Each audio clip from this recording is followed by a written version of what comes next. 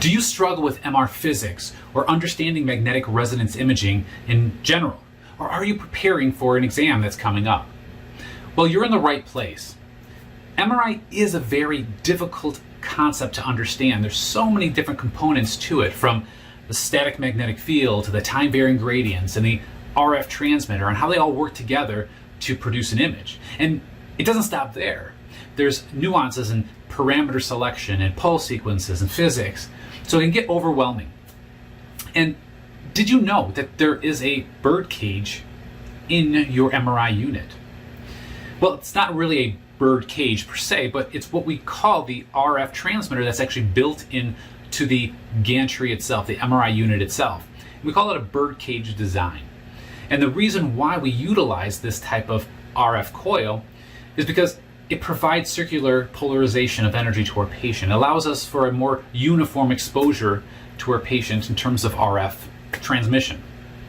So this birdcage transmits this energy to our patient to excite hydrogen and raise them to a higher energy state so we can acquire data and measure hydrogen's behavior. We also can use this coil to receive signal from our patient. So as these hydrogen are moving around, we can actually receive the signal from our patient. So it's essentially a transmitter and an antenna that can collect the signal from our patient as well. So this birdcage design is great at exposing our patient, but in terms of receiving signal from our patient, it's not an optimal coil to use. And that's why we place specific RF coils on our patient to receive signal that is being emitted from our patient.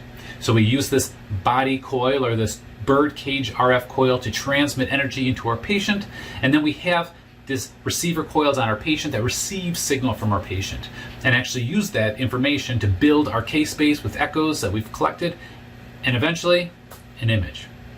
Thank you for watching. I hope you found this helpful. If you need help in other aspects of MRI or need training in terms of your registry boards coming up, please visit rightadvantage.com. That's RITE.com. And we have many different courses you can take to help prepare you for any upcoming test you have, or if you need CE points, that's a great place to go as well. So again, it's RITEadvantage.com. Thank you for listening.